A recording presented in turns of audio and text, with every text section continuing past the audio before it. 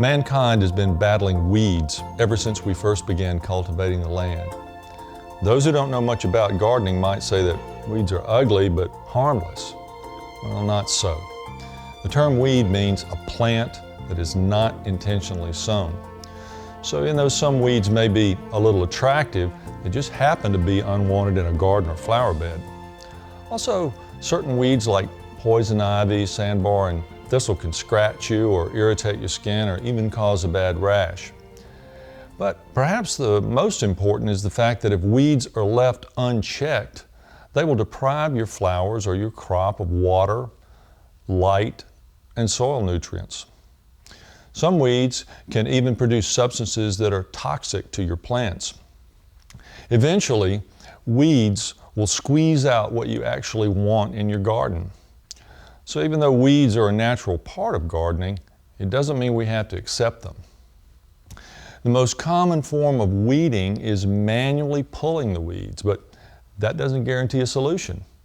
Perennial weeds can produce from rooting. Even if part of the taproot lives after the plant is pulled, it can regenerate itself. So if you try to eliminate weeds by pulling them, the only way to ensure the plant won't come back is to make certain the entire root system is removed. Step 6 says, we were entirely ready to have God remove all these defects of character. And since you have just finished step 5, you have a good idea of the personality traits and character defects that you would like to get rid of. The idea is similar to weeding your garden. You have valuable and desired character traits that you would like to see flourish, but they cannot as long as you have character defects preventing their growth. A garden cannot weed itself, so you're going to need the help of others to identify your character defects, and you'll need God's help to remove them, taproot and all. If you're wondering if God can and will remove character defects, just ask some members of your 12-step program who've worked all these steps, and you'll hear a resounding yes. But there is an axiom that says, self can't see self. In other words, you'll be naturally blinded to some of your own negative character traits. That's where a sponsor, a close friend in the 12-step program, or a therapist comes in handy. But you'll have to be open to receiving constructive criticism, be honest with yourself, and be willing to have God remove these character defects. If you're still a little unclear about character defects, here are some examples. Anger and resentment, fear, self-pity, self-justification, inflated self-importance, self-condemnation, lying and dishonesty, impatience, hate, jealousy, lust, envy, laziness, procrastination, insincerity, negative thinking, perfectionism, intolerance, criticizing and gossiping, greed, gluttony, and false pride. The Alcoholics Anonymous Big Book says that fear is the major cause of most of our problems. Author C.S. Lewis believed that pride is the root of our character defects. He said, pride leads to every other vice. It is the complete anti-God state of mind. Few see it in themselves, but they detest it in others. Actually, the goal of the 12-step program is for you to realize how self-centered you are, and it gives you a method to counteract that by developing humility, which is the opposite of false pride. Now here's something that may surprise you. Once you become aware of your character defects, you may be reluctant to give some of them up. For instance, you might be one who wants to reserve the right to get angry. Well, why? Because it allows you to have an emotional binge and it makes you feel powerful.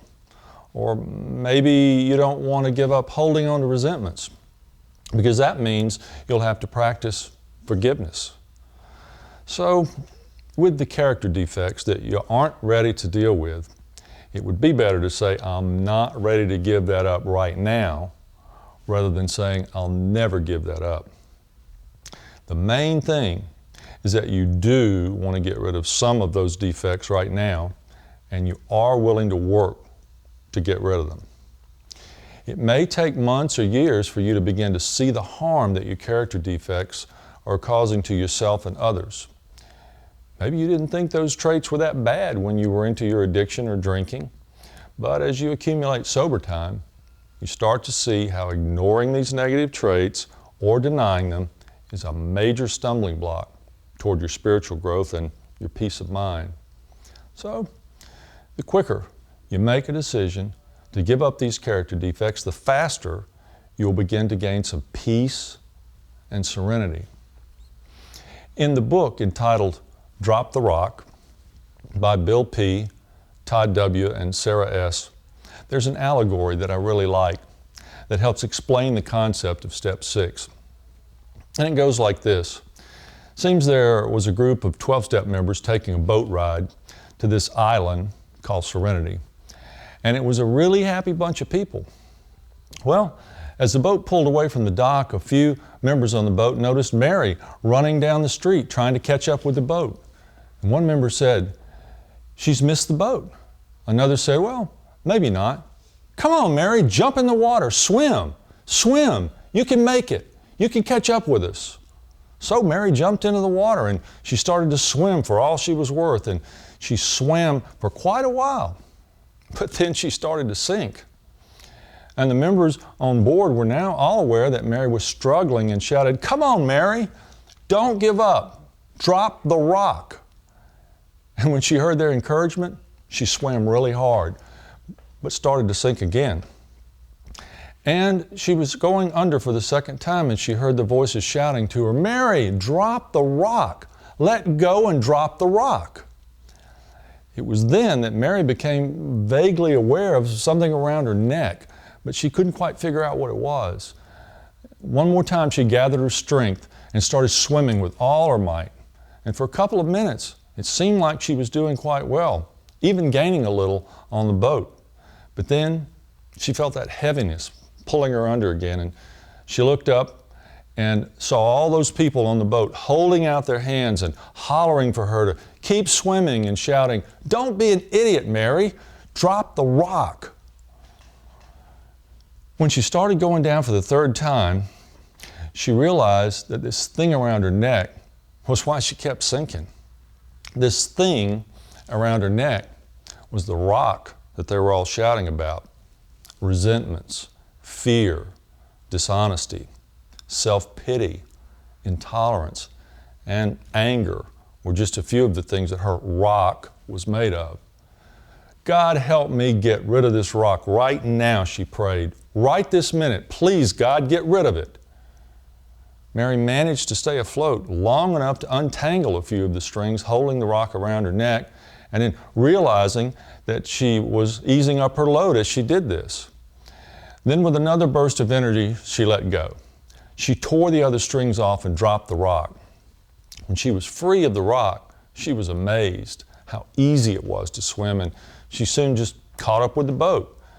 Her friends on board were cheering for her and applauding and telling her how great she was and how good it was having her with them, and how now they could get on with their boat ride and have a nice time.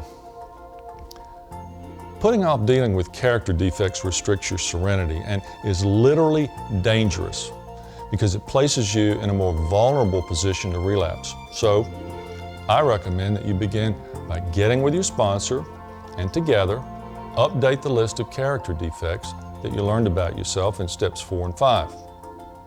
Tell your sponsor that you are open to him or her exposing the character defects that you don't seem to be aware of, and don't be defensive when they're pointed out. Decide which character defects you want to start with and ask your sponsor to help you with solutions. Then tell God that you are entirely ready to have those defects removed. Start each day with meditation and prayer, asking for help in not exhibiting the character defects you would like to have removed. And if you see that you are exhibiting those traits of any of those character defects during the day, just immediately stop, collect yourself, and just pray for help right then to get your actions and your thinking back in line with God's will for you. Then at the close of your day, review your day and your mind to see which character defects you may have exhibited. Then pray for guidance and direction for removal of that defect. Removal of character defects is a process. A character defect may not go away immediately, but it will gradually diminish or disappear if you're persistent and you continue to ask your higher power for help. And if you keep working this 12-step program, you'll be weeding out character defects for years to come. And the more you work on this, the more your desirable character traits will be evident in your actions, and the happier you'll be. Others will find that it is a more positive and pleasant experience to be around you, and that will have a direct impact on how you feel about yourself and about life.